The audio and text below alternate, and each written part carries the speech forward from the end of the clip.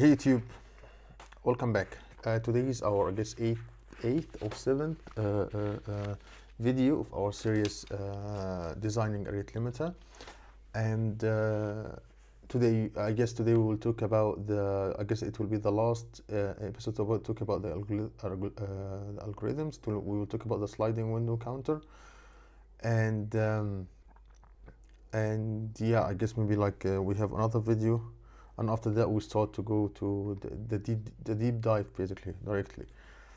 Or maybe I guess this could be the last video. I guess this could be the last video in the high level design. I guess this could be the last one. So okay, let's just get started. And before we getting started, if you didn't watch the previous videos, I highly recommend to watch them so you understand everything.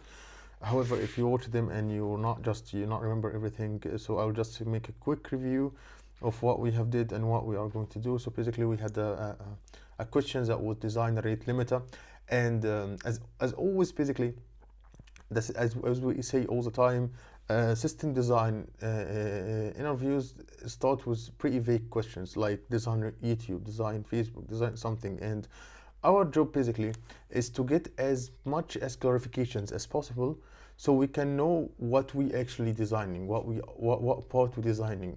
So what part or what are the components that we are designing. So for design to solve this problem, we just ask like I guess 5 to 10 questions, and basically before we describe what we have did that, keep in mind that all the time we have our framework to solve the system design interviews is that first we understand the problem and the requirements. Second, we propose a high-level design.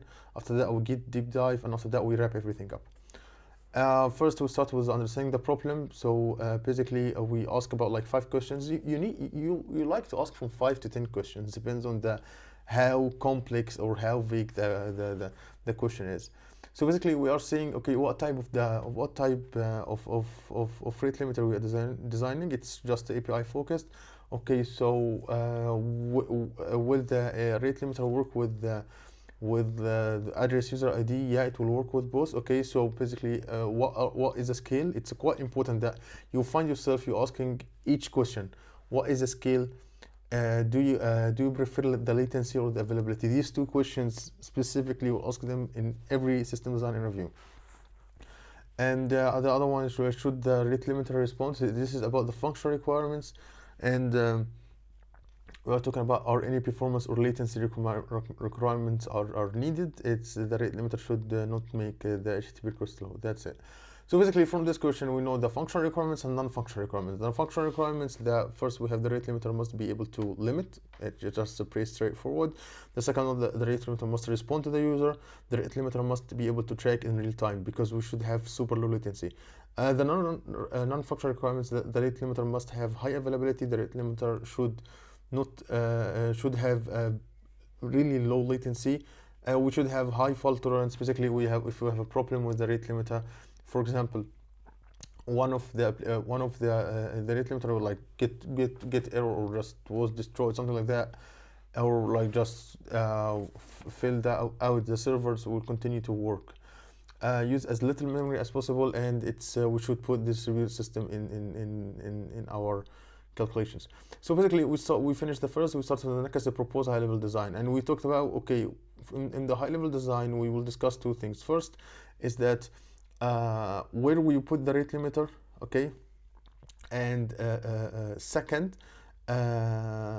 which algorithm that we use. In the rate limiter, we talked about that we can put it in the client side or the server side, but the client side we don't have that much control of it, so we choose the server side. The server side we have also 2 ways to do it. If we have a microservice architecture, we can just put the rate limiter with the API gateway, and the API gateway it's a component, it's a service that handles authentications, handles maybe like rate limiting. But let's just say that API gateway handle only rate limiting, and I guess in the future we'll talk a lot about the API gateway. If the application doesn't support the application architecture is not supporting the microservice, and the technology does not support that, feel free to put the rate limiter within the API service. But the most popular way is that to put it into between as a microservice architecture. And after that, we talk about the algorithm that we have a token bucket, leaking bucket, fixed window counter, sliding window log, and sliding window counter. And basically, the token bucket is that this one basically. So basically, each request, like if each request wanna go no, sorry. Okay, go back. Any request that wants to be accessed or want to be passed to the back end or the web server, basically it should has a token. So if the server, if there is available token, the requester can access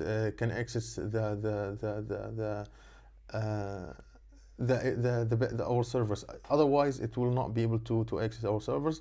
And for like maybe like in a predefined notice time, these tokens are filled again. So basically, maybe like in each second we have 3 tokens. And the pros and cons of these algorithms, that this algorithm basically it's quite easy to understand, it's easy to implement, and also it's memory efficient. The problem that we have to the problem that comes with it, that when we have using the algorithm, that we should put to it 2 arguments and maybe make it quite like add some level of difficulties. The second one that we talk about is the bucket token. The bucket token use a queue, and basically the client will send a request to the API services, and it will go to the bucket token. The bucket see is it full or not. If it's full, I will just put it in the queue. Basically, I will drop it. Otherwise, we push it to the queue, and the queue was sent to the API servers in a fixed time. And also the pros and cons of this one, it was the pros that it was memory efficient, it was easy to implement. The cons that it also has two arguments, and yeah, it has the 2 arguments problem. And I guess we talked after that about the fixed counter. Basically, we had it's that we had a timeline, and for each minute that we have a specific time. Like for minute 1, we have only 3 allowed, so the 4th one will be blocked. And basically, how it works. The pros and cons of this one. The pros is memory efficient. Also, the cons of it, that it's that in the edges that we can have spikes. So if you can see this one, between 4 and 5, basically in the edge here we have right now at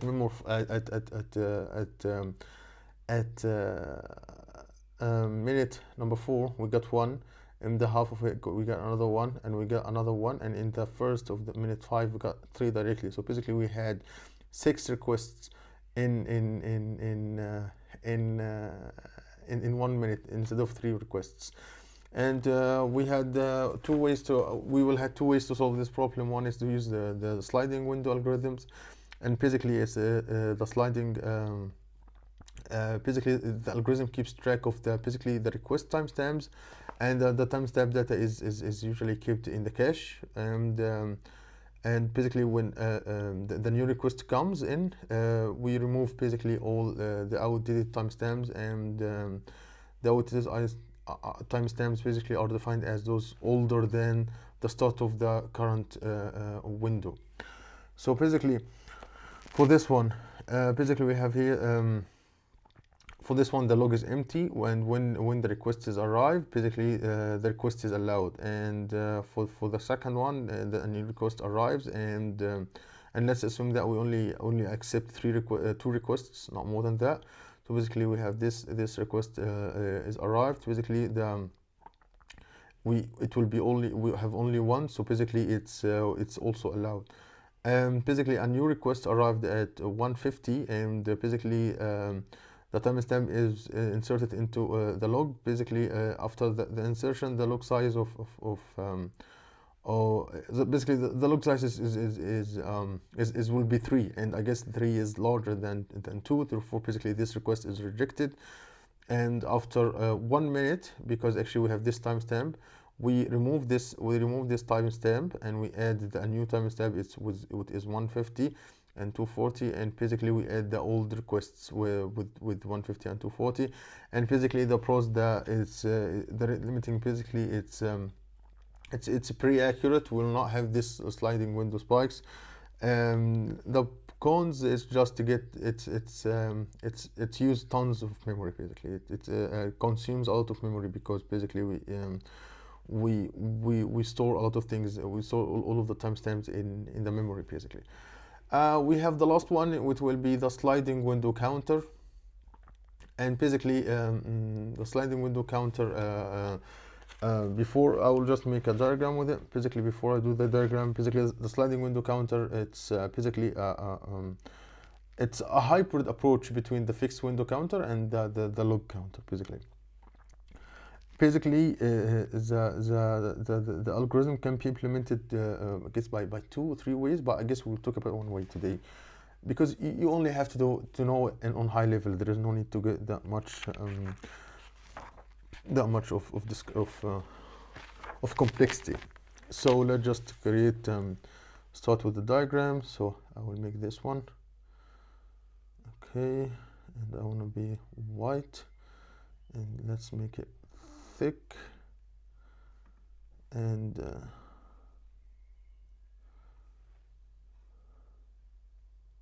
okay, and okay, and basically let's say that we have two.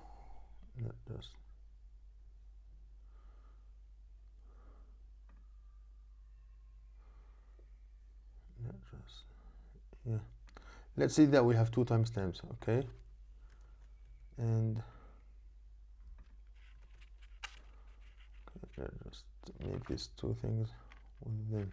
Okay, let's say that we have 2 timestamp, and this one will be the previous. That just and this one is previous, and this one will be the current. And basically let's say that we only accept maybe we only accept 5 or 7 requests, okay. So we will assume that rate limit allows actually basically maximum of 7 requests per minute. And basically there are we have, let's say that we have 5 requests in the previous one. So let's just assume that we have 5 requests in the previous one. So let's just add another array, another square. Let's just no, go back. Okay, and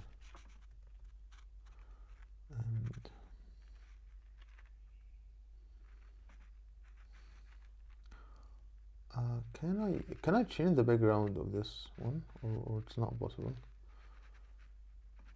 Yes, I guess I can. And the opacity, yeah, and let's just make this one quite like that. Okay, so basically let's say that we have 5 requests of this one. So basically just it's about like 70%, okay. And in the basically we'll assume that we have a 5 requests in the previous time, basically timestamp, this previous minute, whatever it will be. And we have 3 here, 3 in the current one. We have 3 in this current minute, the current time minute, or like whatever it will be. So basically 3, I guess it will be 30%. I don't know. Yeah, 3, it will be 30%. And let's just give it another color. Okay, so basically we have 30%, and basically we have 30% of in this current minute. And basically the number of the requests is rolling window is calculated, basically the number that and we have a new request is coming, and we want to know if we can accept this request or not. So basically there is a formula that will use, is that it will be basically the current window plus the previous window, and multiplied by the where is it? Yeah, multiplied by no, I guess where is the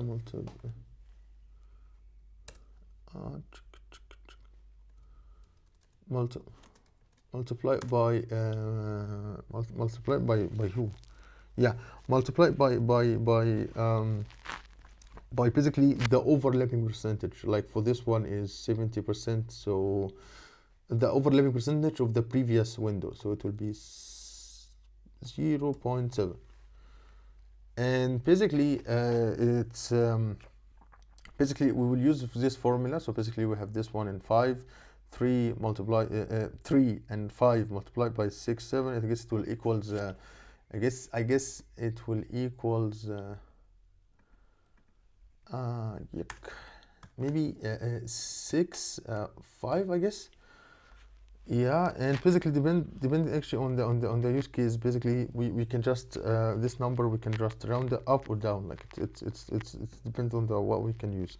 So basically, since here the rate limiter allows maximum 7 requests per minute, the current request can go through because it's 6.5. So if we end up to only 6, so basically due to basically due to this one is it smooths basically out due to this calculations. Basically it smooths out the spikes in the traffic, because the rate is based on the average of the rate of the previous window, so there's no spikes anymore, and it's memory efficient. The cons, it's a quite interesting one, because sometimes we could have more requests than we want, but based on Cloudflare, basically they said that the percentages it's of the requests that can go above the rate limiter, it's a pretty it's really small. It's this percentage, so basically it's a really small, so you can assume you should say this in cons. It's not a big cons basically, but it is how it is. And I guess that we finished most of the stuff that we talk about when it comes to the proposing the high level. So basically let's go back to this one, and I want to delete this one. Why though? Let's just delete all of that. Okay, so let's go back here. So basically the basic idea basically of the rate limiting algorithms is simple. Basically at the high level, basically we need a counter to keep track of how many requests are sent from basically the same user, maybe like by the IP address, by the user ID, like it's whatever. Basically if the counter is larger than the limit, the request it's not allowed. Basically it is. So the important question is that where should we store the counter, and this is what we're going to talk to you about in the next video. And that's it for today's video, and see you in the next videos. And yeah, that's it today.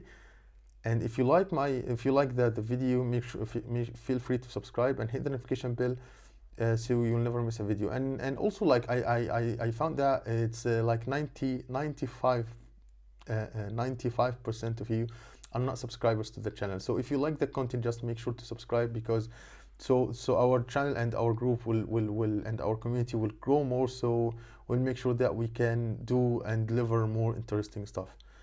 So that's it for today's video, and see you in future videos.